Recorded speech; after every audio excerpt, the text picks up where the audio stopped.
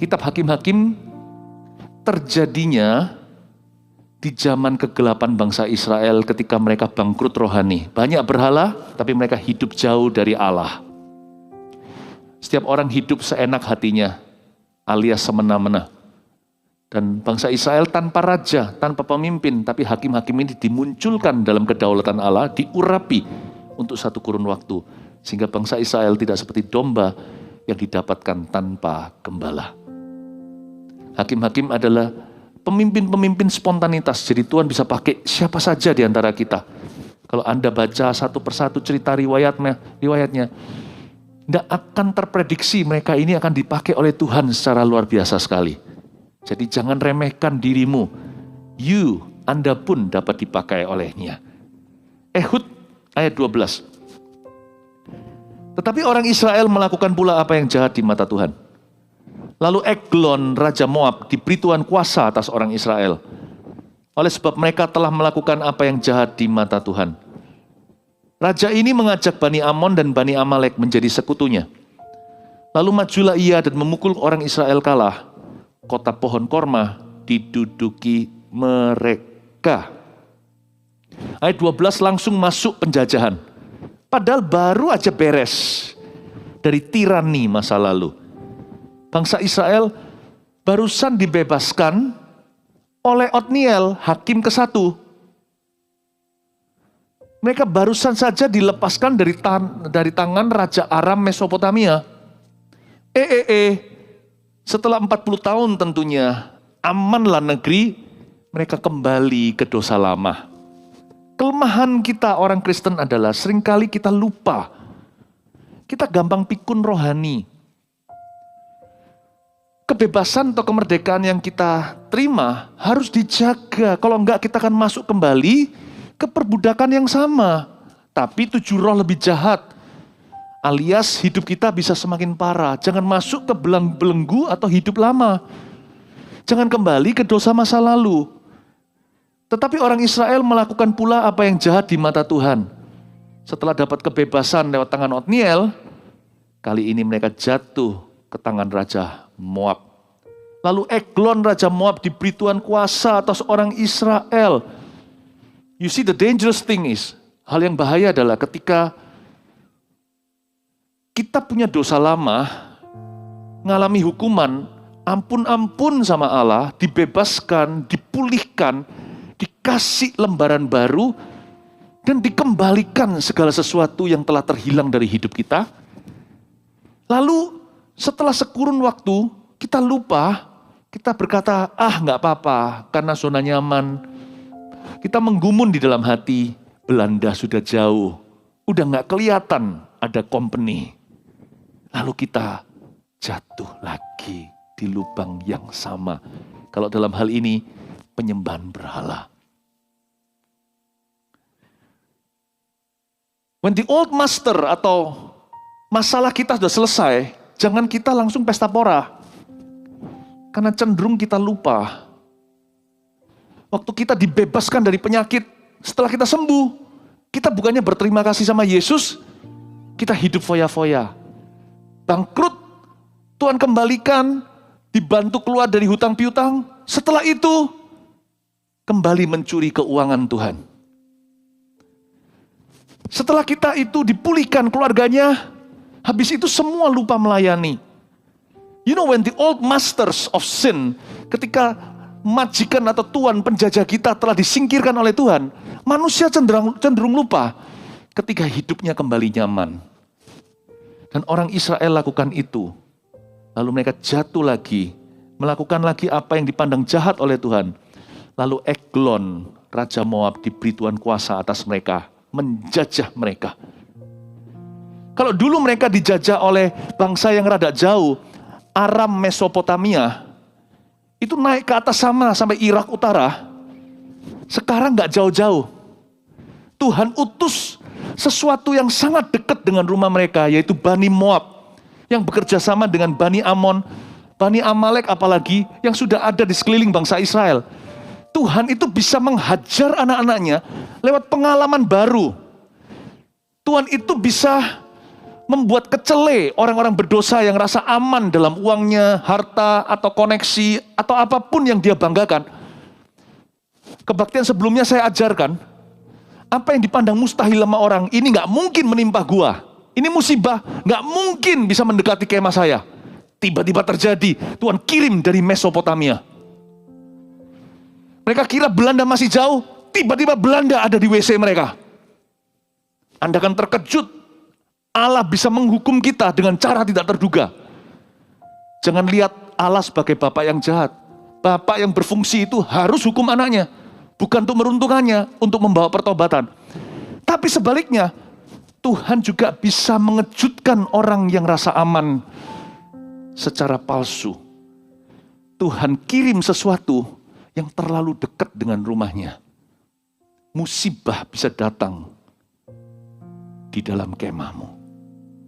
Saya ngomong gini, bukan mengarahkan mata Anda kepada penghakiman. Tapi itu menjaga langkah kaki kita jangan keluar dari rencana Tuhan. Kali ini Tuhan kirim Moab. Tuhan kirim Amon. Moab, Amon itu kan sepupunya Israel.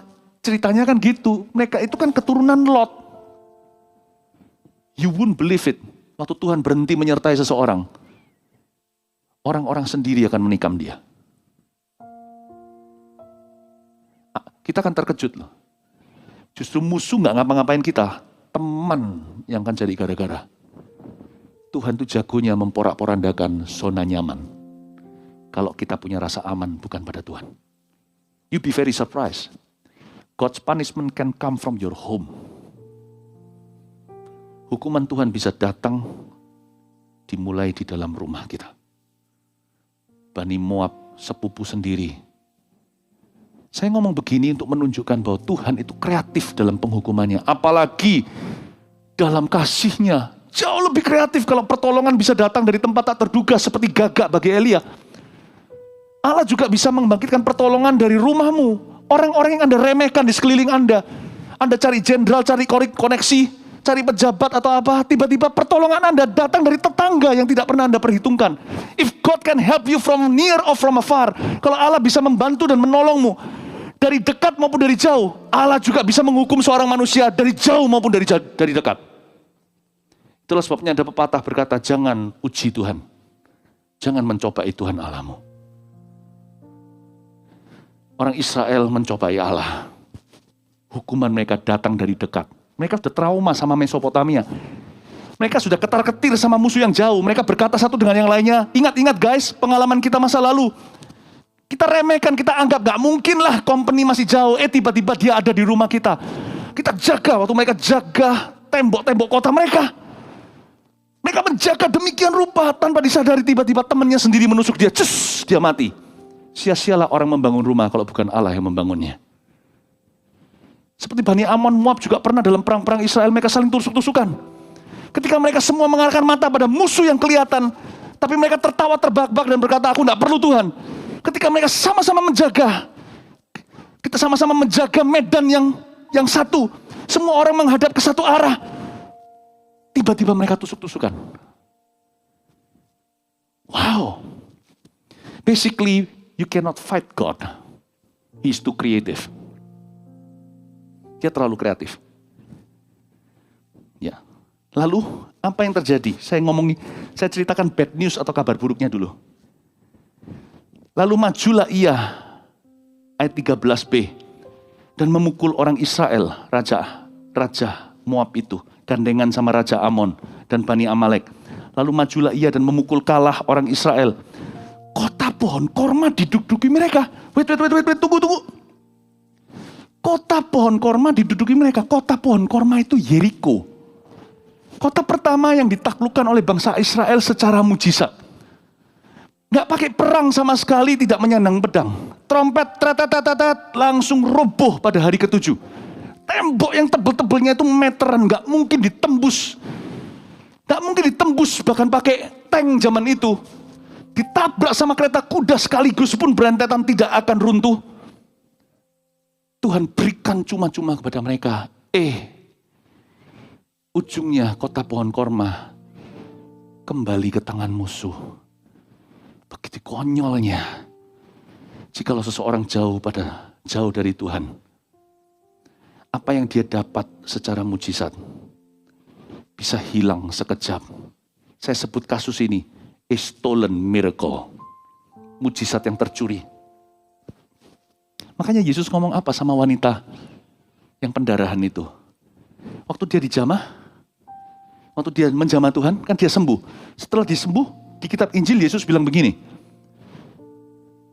pergilah dalam kesembuhanmu ini. Go. Seolah-olah Yesus berkata, go and sin no more. Waktu Yesus menyembuhkan seseorang di Bethesda, dia ngomong apa sama laki-laki itu? Dia muncul lagi kan, dia nggak tahu siapa menyembuhkan dia. Dia ditanya sama ahli Farisi dan orang-orang Taurat. Yesus tiba-tiba menampakkan diri lagi. Nongol dari mana tanpa diduga. Karena Yesus selalu tanggung jawab. Dia selalu memberitahu apa yang dia lakukan dalam kehidupan kita. Dia ngomong sama pria yang barusan disembuhkan ini setelah puluhan tahun lumpuh. Kamu jangan berdosa lagi supaya jangan sesuatu yang buruk terjadi padamu. Ingat itu? Orang Israel menang dengan gilang gemilang. Pohon korma tunduk di kaki mereka tanpa menyandang pedang. Ujung-ujungnya, that miracle was stolen again by the devil. Mujizat itu dicuri lagi ketika pohon korma kota itu diduduki oleh Bani Moab, Ammon, dan Amalek. Sungguh-sungguh mengenaskan. They lost again what by miracle they had gained. Apa yang mereka dapat dengan mujizat hilang begitu aja. Inilah kemauan dan rencana setan di dalam kehidupan umat percaya. Dia menargetkan terjadinya stolen miracles in your life. Tuhan pernah memberi mujizat, jangan dicuri lagi. Setan selalu berkehendak untuk mencuri apa yang Tuhan sudah beri. Untuk membunuh apa yang Tuhan hidupkan. Untuk membinasakan apa yang Tuhan selamatkan. Jangan lengah. Lawanlah iblis dengan iman yang teguh. Ketahuilah, ini ada dalam benak pikirannya. Whatever blessings God have given you. Apapun berkat yang Allah telah berikan padamu. Selama Anda masih hidup di dalam dunia ini. This could be stolen. Again, masih bisa dicuri lagi. Sebelum Anda menginjakkan kaki di sebelah sana, mendengar suara Bapa atau mendengar suara anak domba berkata, masuklah dalam sukacita Bapakku, baik sekali perbuatan hambamu, jangan lengah dan jangan lelah bekerja di ladang Tuhan. Jangan biarkan dirimu terlelap secara iman, sebab apapun yang Tuhan beri, meskipun kita bisa rasa aman pada Tuhan, tapi kalau kita gantikan Tuhan dengan apapun juga, janganlah kau rasa aman. Karena amanmu itu hanya Tuhan. Tanpa Tuhan, apapun yang Tuhan pernah berikan dalam hidupmu pun akan bisa dicuri kembali. Stolen blessings, stolen health, kesehatan yang dicuri.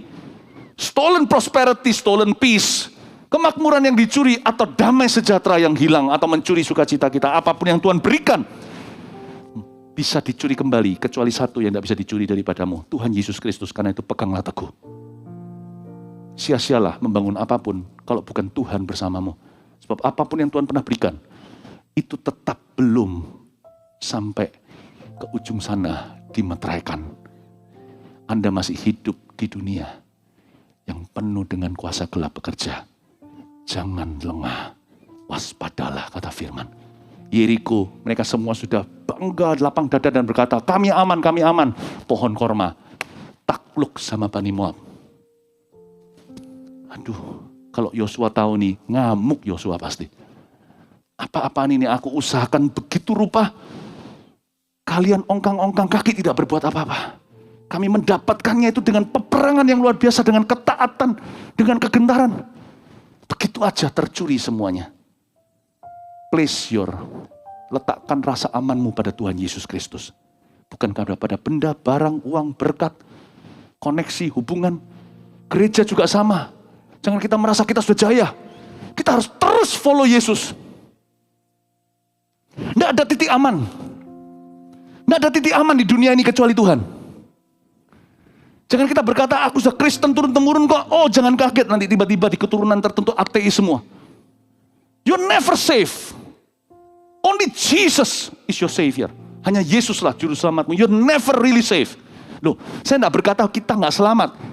Saya nggak pernah pergi kemana-mana setiap hari memikiri kalau saya mati masuk neraka. Enggak loh ya, saya itu yakin 100% yakin. Yang saya maksudkan adalah segala sesuatu di bumi yang sifatnya berkat atau tanah perjanjian. Apapun yang kau miliki itu is never safe. Kita harus terus follow Yesus. Harus terus ikut Yesus. Gereja juga sama. Lihat gereja yang lengah. Kaki Dian pun dipindahkan. Nggak ada titik aman. Kita harus terus ikut Yesus. Amin, Bapak Ibu Saudara. Itulah sebabnya setiap hari saya selalu mendekatkan diri pada Tuhan. Bukan karena saya takut mati masuk neraka. Karena saya yakin keselamatan saya. Keselamatan saya itu telah diberikan oleh Tuhan. Jadi saya nggak perlu ragu lagi. Tapi di dalam hidup ini apa yang saya bangun, saya nggak berani membangun sendiri. Sekalipun saya sudah punya pengalaman, udah banyak mungkin modalnya. Sudah banyak sekarang simpanan dan pegangannya. Tetap bagi saya anggap semua itu sampah tanpa Tuhan. Karena tiap hari Tuhan menuntut kita secara fresh dan segar mengikut Dia sekali lagi. Amin, Bapak Ibu Saudara. Tahun ini saya ajarkan firman ini supaya jangan lengah. Belajar dari bangsa Israel yang kehilangan kota mujizat yang mereka dapatkan. Hanya karena di ayat sebelumnya ayat 12 dikatakan orang Israel leyeh-leyeh kaki melakukan apa yang jahat lagi di mata Tuhan. Hilanglah semuanya lagi. If you're healed of a sickness, jangan setelah itu kembali ke dosa lamamu. Kalau keluargamu pulih, bangunlah mezbah segera. Kalau Anda punya pelayanan diberkati, rendah hati, jangan ada perasaan seniority. Aku orang senior. Jangan begitu, tunduk di bawah kaki Yesus dan berkata, aku junior, aku enggak tahu apa-apa. Bersihkan aku seperti Yohanes 15, supaya carang ini berbuah yang baru. Bersihkan dari semua gloriku yang lama. Kalau Anda punya bisnis mengalami satu deal yang luar biasa, bisa Anda banggakan bulan lalu. Anda masih punya bulan depan. Tetaplah berpegang pada Tuhan. Peganglah tanganku Roh Kudus setiap hari. Ku tak berani jalan sendiri. Tetap pegang tangannya. Tetap jalan dengan Tuhan. Today I will walk with my hands in God. Saya ajarkan semua pengajaran ini untuk memberikan satu penekanan. Kalau mau ikut Tuhan itu harus fresh, segar. Tiap hari a new decision. Even though you're going to heaven, sekalipun kita semua pasti akan masuk ke surga. Yang sudah percaya pada Yesus. And yet, imanmu tiap hari, a new decision. Keputusan baru, to walk with Jesus. Berjalan dengan Tuhan Yesus. Amin, amin. Kasih tepuk tangan untuk Tuhan Yesus. Come on. Saya sedang mematahkan Kristen tradisional di sini. Saya sedang memberitakan Kristen kehidupan. A Christian that is moving with his God. Seorang Kristen yang berjalan bersama dengan Kristus. Oh, haleluya. Ayat berapa tadi? Ayat 14. 18 tahun lamanya, orang Israel menjadi takluk kepada Eglon Raja Moab. 18 tahun loh. Sedikit bocoran yang tidak datang kebaktian sebelumnya, pada waktu di zaman mereka dijajah oleh Raja Aram, itu 8 tahun. Tapi sekarang di ronde 2, 18. Kalau 8 tahun tidak mempan, Tuhan jadikan 18. Kalau itu bisa menyuci bangsa Israel, dan itu bisa menobatkan dan menyadarkan mereka, Tuhan akan tingkatkan dosisnya. Bukan karena Tuhan itu jahat mau menghukum kita, tapi saking baiknya Tuhan saingi kebebalan dosa kita dan kekapalan hati kita. Tuhan kalau perlu naikkan dosisnya supaya Anda jangan mati rohani. Remember this. Orang yang pandai dan pintar tidak akan menguji Tuhan. Yang 8 tahun harusnya sudah cukup. Kita harus berkata pada Tuhan, enough, I understand now. Aku mengerti. Jangan sampai Tuhan tingkatkan ke 18.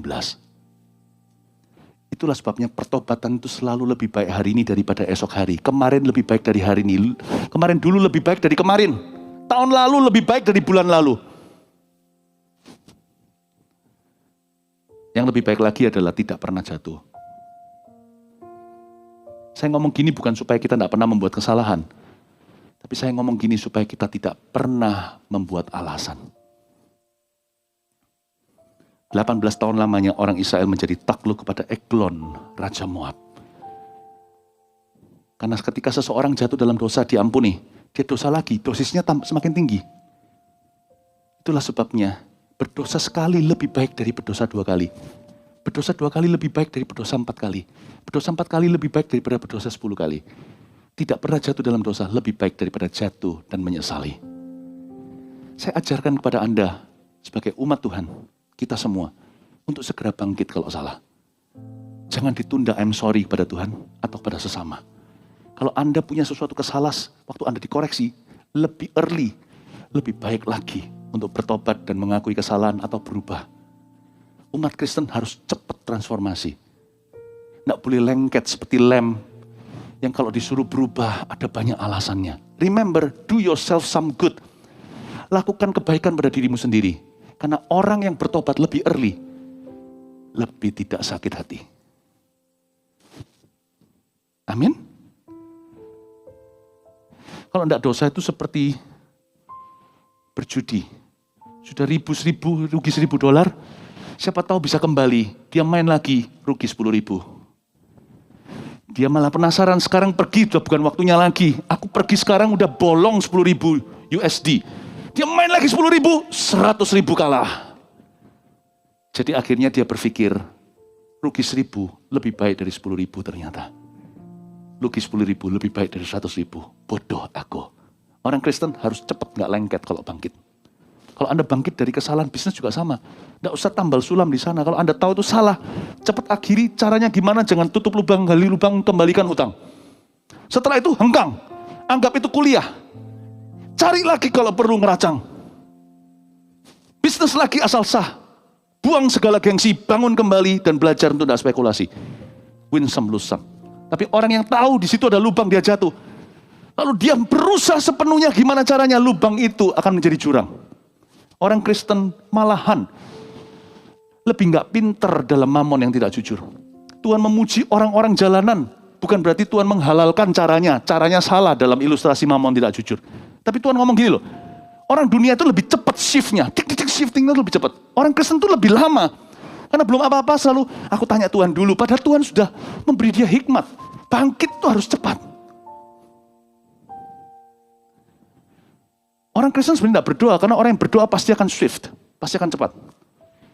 Banyak orang menjadikan doa itu sebagai gua persembunyian, seperti Elia lari dari hadirat Tuhan.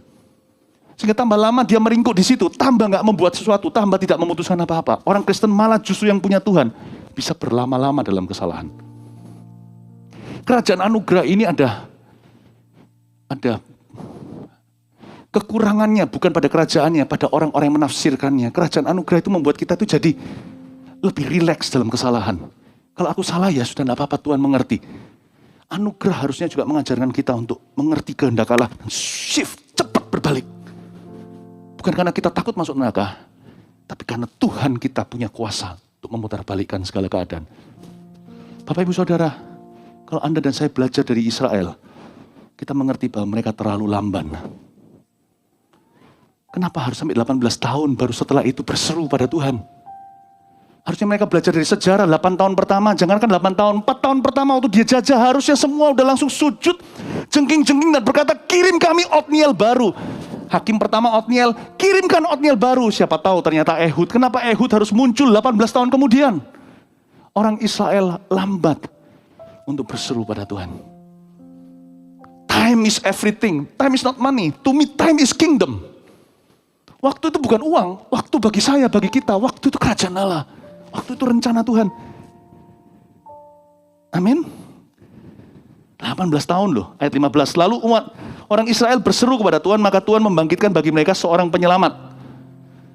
Yakni Ehud, anak Gerah, orang Benyamin, seorang yang kidal. Dengan perantaranya orang Israel biasa mengirimkan upeti kepada Eglon, Raja Moab. Muncullah lakon kita yang kita nanti-nantikan. Ehud, katakan Ehud. Lagi Ehud. Kalau punya nama anak, kasih nama Ehud ini ya, enggak. Rasanya sih, namanya aneh, Ehud. Tapi orang ini lebih aneh lagi. Dia adalah orang Benyamin, tapi kidal. Ini kayak fish out of the water, seperti ikan yang di luar akuarium. Ikan yang megap-megap di luar air. Suku dia dan faktanya beda. Pernahkah Anda itu merasa Anda itu not in the right place terus? Anda itu enggak. Pernahkah kita merasa ada orang tertentu yang selalu enggak bisa fit dengan situasinya? Kita tuh selalu merasa kita itu enggak sama dengan yang diharapkan oleh orang. Tahu nggak ironisnya? Suku Benyamin, kata Benyamin itu sendiri artinya right hand of God. Tangan kanan. Tapi dia dari suku Benyamin, tangan kiri alias orang kidal. Ini bukan diskriminasi kepada orang yang kekuatannya di tangan kiri. Ini hanya memberikan kepada kita orang-orang yang misfit. Kalau di sekolah juga akan ada beberapa orang misfit. Ada orang-orang tertentu yang mereka tidak pernah ada sepanjang sekolah, tidak pernah diingat sama teman-temannya. Saking biasanya. Saking ordinary-nya. Orang yang gak ingat baik atau jahatnya. Tapi ada orang-orang yang populer sekali di sekolah kan. Itu orang-orang semua ingat, itu yang paling cantik bunga sekolah kayak, atau yang paling keren. Atau kapten tim olahraga mereka di sekolah, entah basketball atau sepak bola. Atau yang anak yang paling cerdas di sekolah. Tapi juga ada yang misfit. Semua orang tahu itu si orang itu nakal sekali. Ada yang misfit, yang tidak fit. Tidak masuk gitu dalam kategori siapa-siapa. Itu loh yang sering dibully. Itu orang dari dulu itu si kutu buku. Kita semua tahu si kutu buku itu kutu buku.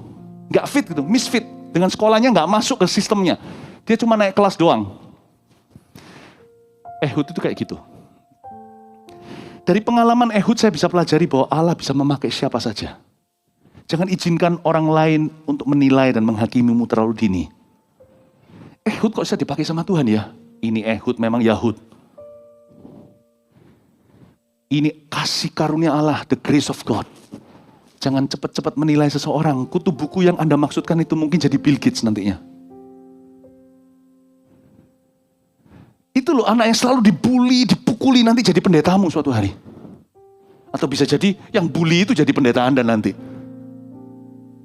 Ya, tetap harus diampuni kalau memang begitu. Harus minta ampun maksudnya, minta maaf sama orang-orang yang dia salahi. You can never know. Jangan cepat-cepat give up sama dirimu sendiri. Allah kita itu misteri dalam hal pemilihan, nak. Bukan dalam hal kebenaran. Kalau kebenaran sih jelas sekali. Tapi dalam hal pemilihan Allah secara daulat atas hidup seseorang, penuh misteri. Jadi jangan sampai Anda drop out. Jangan sampai mengeliminasi diri sendiri. Masukkan aplikasi sama Tuhan dan berkata, pakailah aku sekalipun aku ini misfit. Sekalipun aku ini gak pas seringkali di sistem mana-mana. Ehud orang kayak gitu.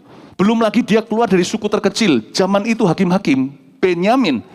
Suku ini kalau gak salah tinggal 600 laki-laki. Itu banyak dibasmi Benyamin itu, terjadi perang saudara. Only 600 men alive. Lainnya wanita dan anak-anak tentunya belum dihitung. Ini kalau dalam kelompok sel atau sel group atau connect group, ini connect group yang paling lemah. Kok bisa muncul satu pendeta yang dipakai Tuhan luar biasa? Anda jangan kaget. Ternyata bukan dari wilayah, teritori, zona penggembalaan yang terbesar atau yang paling pintar. Dia berasal dari mungkin kalau dalam dunia pelayanan nih, satelit atau cabang yang paling lemah. Semua cabang dari ribuan yang itu cuma 50. Tapi dari situ muncul seseorang yang membangkitkan orang mati.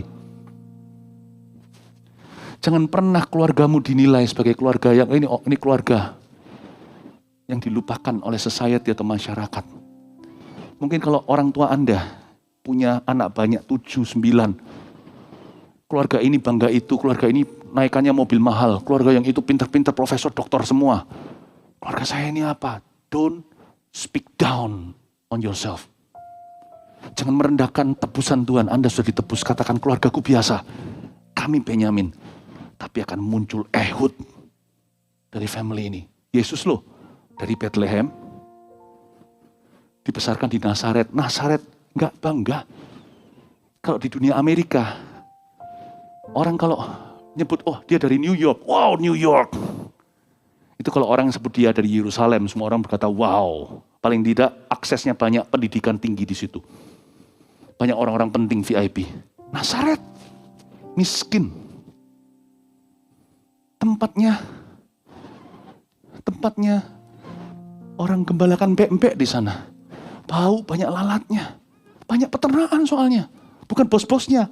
Yang tinggal di sana kos-kosan tukangnya. Yesus dari situ. Anak tukang kayu. Dari Bethlehem. Lahirnya di sana. Ampun. Emangnya ada gitu nabi dari Bethlehem? Bukankah itu jadi seruan ahli Taurat melawan dia? Oh, you'll be very surprised. keluarga Anda tidak dikenal, tidak diketahui, tiba-tiba muncul. Karena itu juga sebagai pesan, di samping itu, sebaliknya sebuah pesan bagi keluarga yang merasa dirinya powerful, kaya, punya segalanya, be careful. Mungkin Anda akan melahirkan good for nothing.